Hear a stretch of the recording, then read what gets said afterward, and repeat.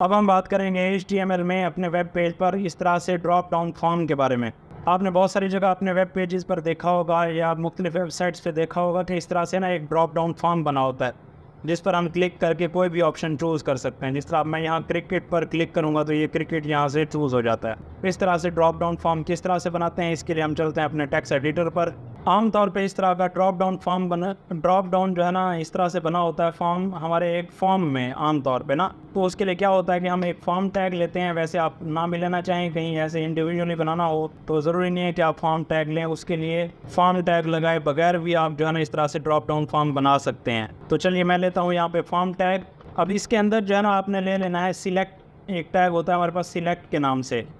Select जो है ना आपने टैग ले लेना है। पहले मैं आपको दिखा देता हूँ कि हमारे वेब पेज पे किस तरह से बन गया है ये मैं इसे जब रिफ़्रेश करूँगा ये इस तरह से ना एक इस तरह से ना हमारे पास एक ये बन के आ गया है। ये आप देख लें यहाँ पे ना किस तरह से एक ऑप्शन सा बन के आ गया है। अब इसमें हमने ये सिर्फ यहीं पर क्लिक करने से ना कुछ भी नहीं आ रहा। इसी वजह ये है कि मैंने इसमें अभी तक ऑप्शंस नहीं डाले। तो चलिए डालते हैं इसमें ऑप्शंस डालने के लिए आपने इस सिलेक्ट टैग में ऑप्शंस देने हैं। उसके लिए हमारे पास जो टैग होता है उसका नाम है ऑप्शंस। ऑप्शन के नाम से इस तरह से टैग है। अब फ़र्ज़ क्या है कि मैं जो है ना इसकी वैल्यू यहाँ एट्रीब्यूट जो हमें दिया हुआ है इसमें मैं जो है ना ऑप्शंस में मैं क्या करता हूँ कि मूवीज़ के नाम लिख लेता हूँ। अब फ़र्ज़ क्या हमारे पास एक मूवी है पुष्पा। ये मैंने एक ऑप्शन ले लिया है इस तरह से पुष्पा, उसका नाम रख दिया है। अब मैं ना इसी तरह से 2-3 ऑप्शंस और बना लेता हूँ। ये मैंने इस तरह से ऑप्शंस बना लिए हैं। ये 3 मूवीज़ के नाम ले लिए मैंने, पुष्पा, वांटेड और बजरंगी भाईजान। अब मैं आपको दिखाता हूँ हमारे वेब पेज पे किस तरह से बन गया होगा। ये हमारे पास, मैं इसको रिफ़्रेश करता हूँ। अब इस तरह से जो है ना हमारे पास ऑप्शंस बन के आ गए हैं। ये जब मैं इसको यहाँ पर क्लिक करूँगा तो ये हमारे पास 3 ऑप्शंस बन के आ गए हैं, पुष्पा, वांटेड और बजरंगी भाईजान। अब आप यहाँ पर ये देख रहे हैं कि हमारे पास जो ये सिलेक्ट ये आ रहा है ना नाम, वो पुष्पा आ रहा है पहले। यानी मैं यहाँ पर अगर रिफ़्रेश करूँ, इसे मैंने रिफ़्रेश किया तो बाय डिफ़ॉल्ट हमारे पास जो ऑप्शन आ रहा है वो पुष्पा आ रहा है। उसकी वजह यह है कि जो मैंने पहला ऑप्शन अपने टेक्स्ट एडिटर पर दिया हुआ था वो पुष्पा के नाम से दिया हुआ था। तो जो बाय डिफ़ॉल्ट जो है ना पुष्पा यहाँ पर लिखा हुआ आ रहा है जब हम पेज को लोड करते हैं। अब फ़र्ज़ किया आप चाहते हैं कि नहीं पहले जब रिफ़्रेश हो तो मेरा जो है ना ये वांटेड या बजरंगी भाईजान जो है ना ये ऑप्शन सिलेक्ट हो गया है बाय डिफ़ॉल्ट। तो उसके लिए क्या करते हैं कि जिस ऑप्शन को हमने सिलेक्ट करवाना हो उसमें हम एक एट्रीब्यूट डाल देते हैं सिलेक्टेड। और फ़र्ज़ किया कि मैं अपनी टेक्स्ट एडिटर पर चलता हूँ और यहाँ मैं आपको दिखाता हूँ कि ये मैं फ़र्ज़ किया ये वांटेड वाले ऑप्शन को मैं करना चाहता हूँ कि बाय डिफ़ॉल्ट ये वाला हमारे पास आए सिलेक्टेड। तो मैं इसको क्या करता हूँ एक एट्रीब्यूट दे देता हूँ जिसका नाम है सिलेक्टेड। ये मैंने इसे सिलेक्टेड दे दिया। मैं जब उसको रिफ़्रेश करूँगा अपने पेज को, ये रिफ़्रेश जब मैं कर रहा हूँ तो इधर देखें कि हमारे पास जो है ना ऑप्शन आ रहा है सिलेक्टेड वाला, जो जिसको हमने एट्रीब्यूट सिलेक्टेड दिया वही वाला जो बाय डिफ़ॉल्ट है हमारे पास ऑप्शन इस तरह से आ रहा है। अब एक और बात आप ये देखें कि यहाँ पर जो है ना हमें एक ही option at a time show हो रहा है। फ़र्ज़ क्या हम चाहते हैं कि यहाँ पर हमारे पास option at a time show हो 2 या 3 या जितने भी आप शो कराना चाहें 5, 10। अभी तो हमारे पास 3 ऑप्शंस हैं इसमें। आप ये देखें कि हमारे पास 3 ऑप्शंस हैं। तो मैं क्या करता हूँ कि इसका साइज़ बढ़ाता हूँ कि एट अ टाइम हमें कम से कम 2 ऑप्शंस जो है ना शो हों। तो उसके लिए मैं क्या करूँगा कि उसका साइज़ एक ले लेते हैं, हम एट्रीब्यूट लेते हैं इसको हम साइज़ जो एट्रीब्यूट देते हैं वो इसमें देते हैं हम। यानी ये जो हमारे पास सिलेक्ट वाला है ना हमारे पास टैग जो है ना हमारे पास ये सिलेक्ट वाला जो टैग है ना इसी में हम एक साइज़ एट्रीब्यूट देते हैं। उसमें हम स्पेसिफाई करेंगे कि कितने ऑप्शंस हमारे पास एट अ टाइम जो है ना शो होने चाहिए। यहाँ मैं साइज़ जो है ना हमारे पास ऑप्शन ज़रा कम है, 3 ऑप्शंस दिए हुए हैं मैंने यहाँ पे अपने ड्रॉप डाउन फॉर्म में। तो मैं यहाँ पर ऑप्शंस का साइज़ जो है ना ड्रॉप डाउन फॉर्म का साइज़ जो है ना मैं 2 कर लेता हूँ यहाँ पे। तो इससे क्या होगा कि वहाँ हमें एट अ टाइम जो ऑप्शन शो होंगे ड्रॉप डाउन फॉर्म में वो 2 शो होंगे। ये मैं इसको रिफ़्रेश करता हूँ तो ये अब हमारे पास जो है ना ऑप्शंस आ गए हैं 2 यहाँ पर बन के। तो अब मैं इसको स्क्रॉल, ये देखें ये हमारे पास एक स्क्रॉल सा बन के आ गया। जब मैं इसको स्क्रॉल डाउन करूँगा तो इस तरह से ये हमारे पास स्क्रॉल होगा, लेकिन एट अ टाइम हमें शो होंगे 2 ऑप्शंस। इस तरह से जो है ना आप ड्रॉप डाउन फॉर्म का जो है ना साइज़ भी आप स्पेसिफाई कर सकते हैं। अब एक और चीज़ हमारे पास ये होती है कि मैं अगर फ़र्ज़ किया कि यहाँ पर अभी मैं क्लिक करूँ तो ये मेरे पास एक ऑप्शन जो है ना सिलेक्ट कर पा रहा हूँ। अब मैंने यहाँ पुष्पा क्लिक किया, ये वांटेड क्लिक किया तो पुष्पा से ना वो मेरी सिलेक्शन हट गई है।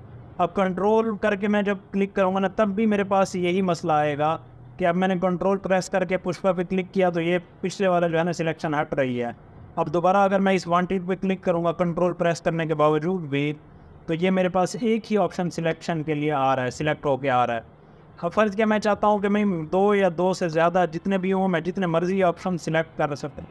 करना चाहूँ वो मैं सिलेक्ट कर सकूँ, तो उसके लिए क्या होता है हमारे पास एक एट्रीब्यूट होता है। जिस तरह से हमने ये साइज़ एट्रीब्यूट लिया है, यहाँ पर मैं इस साइज़ एट्रीब्यूट को यहाँ से हटा देता हूँ। अब मैं क्या करूँगा, यहाँ पर जो है ना एक और एट्रीब्यूट ले लूँगा मल्टीपल, जिसका नाम है मल्टीपल। एट्रीब्यूट लेने से फ़ायदा हमें ये होगा, हमारा फ़र्क ये पड़ेगा हमारे ड्रॉप डाउन फॉर्म में कि मैं जितने मर्जी जो है ना वहाँ पर सिलेक्ट कर सकूँगा, जितना दिल अपने ड्रॉप डाउन फॉर्म में जितने मर्जी ऑप्शन सिलेक्ट कर सकूँगा। अब अगर मैं इसे रिफ्रेश करता हूँ तो ये देखें कि मैं मल्टीपल ऑप्शंस जो है ना यहाँ से सिलेक्ट कर पाऊंगा। मैंने यहाँ पर खुशपा पे क्लिक किया, वांटेड पे क्लिक किया। अब कि ये इस वजह से हो रहा है क्योंकि मैंने कंट्रोल प्रेस नहीं किया हुआ। अब मैं कंट्रोल प्रेस करके यहाँ पर मल्टीपल ऑप्शंस सिलेक्ट कर सकूँगा। ये देखें मैंने कंट्रोल प्रेस किया और बजरंगी भाईजान पे क्लिक करूँगा तो अब ये देखिए कि मैं मल्टीपल ऑप्शंस जो है ना सिलेक्ट कर सकूँगा।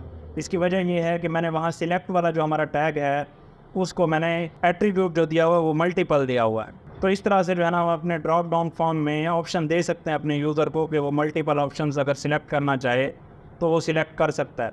अब ये देखें कि मैंने जो है ना ये जो सारी ऑप्शंस लिए हुए हैं ये सारे के सारे जो है ना मूवीज़ के ऑप्शंस हैं। बाज़ औक़ात क्या होता है कि हम चाहते हैं कि यूज़र जो है ना मुख्तलिफ कैटेगरीज से जो है ना ऑप्शन सिलेक्ट कर सके। अब फ़र्ज़ क्या है हमारे पास कैटेगरीज हों, कार्स में से सिलेक्ट कर सके, वो अपने इंटरेस्ट अगर सिलेक्ट करना चाहता है कार्स में से करना चाहे कार्स में से कर सके, और अगर मूवीज़ में से करना चाहे या स्पोर्ट्स में से करना चाहे। तो मैं क्या करता हूँ यहाँ पर जो है ना 3 कैटेगरीज बना लेता हूँ, फिर मैं आपको दिखाता हूँ कि ये कैटेगरीज बनाते कैसे हैं। चलिए मैं आपको बता देता हूँ यहाँ पे। अब फ़र्ज़ क्या ये जो मेरे पास एक कैटेगरी है ये है मेरे पास मूवीज़ की कैटेगरी। तो मैं यहाँ क्या करूँगा, मैं यहाँ पहले मल्टीपल को हटा देता हूँ। मेरे पास ये मूवीज़ की कैटेगरी है तो मैं क्या करूँगा, यहाँ एक और टैग लेते हैं हम कैटेगरी बनाने के लिए जिसका नाम है ऑप्ट ग्रुप। ऑप्ट ग्रुप ये जो है हमारे पास एक टैग है। इसको यूज़ इस तरह से करना है कि ये आप देखें कि ये हमारे पास एक पेयर्ड टैग है। जो हमने कैटेगरी एक बनानी होती है ओपनिंग टैग उससे पहले लिखते हैं और जो ऑप्शन ले लेते हैं उसका क्लोजिंग टैग जो है ना उसके बाद जो है ना हम इधर आके पेस्ट कर देते हैं। ये देखें मैं इसको यहाँ से कट कर लेता हूँ, ये मैंने इसे कट कर लिया और यहाँ पर मैं आके यहाँ पर पेस्ट कर लेता हूँ इसे। ये मैंने इसे पेस्ट कर लिया। इसी तरह से मैं जो है ना इसको वो भी कर लेता हूँ, इंडेंटेशन भी कर लेता हूँ इसके। तो उसके लिए क्या होता है हमारे पास, मैं पहले इसकी इंडेंटेशन करता हूँ इस तरह से। ये मैं इंडेंटेशन आपको पहले भी बता चुका हूँ, ये मैं इंडेंटेशन कर दी इसकी। अब ये हमारे पास ना ऑप्ट ग्रुप बन के आ गया। अब मैं आपको दिखाता हूँ वेब पेज पे। अब मैं इसे रिफ़्रेश करता हूँ तो ये देखें कि हमारे पास इस तरह से कैटेगरी बन के आ गई हैं। लेकिन अब ये देखें कि मूवीज़ का यहाँ पर लेबल नहीं आ रहा। उसकी वजह यह है कि मैंने उसे कोई लेबल दिया ही नहीं है। ये उसकी लेबल की जगह तो आ रही है, देखें ये जगह खाली है हमारे पास, लेकिन ये कैटेगरी बन गई है हमारे पास, लेकिन यहाँ पर हमें शो नहीं हो रही। उसकी वजह यह है कि हमने उस लेबल में अभी लिखा कुछ नहीं है। लेबल किस तरह से देते हैं मैं आपको यहाँ दिखा देता हूँ। उसके लिए क्या होता है, ये जो हमारे पास ऑप्ट ग्रुप है ना इसी के अंदर एक हम एट्रीब्यूट और देते हैं लेबल के नाम से। ये लेबल मैंने दिया इसका, ये हमारे पास मूवीज़ हैं तो मैं इसको, और ये कैटेगरी हमारे पास मूवी की है तो मैं यहाँ कैटेगरी का नाम लिख देता हूँ मूवीज़। अब अगर हम अपने वेब पेज पे जाएँ और इसे रिफ़्रेश करूँगा मैं तो ये हमारे पास एक कैटेगरी बन के आ जाएगी मूवीज़ की। इस तरह से जो है ना आपने कैटेगरी बनानी होती है।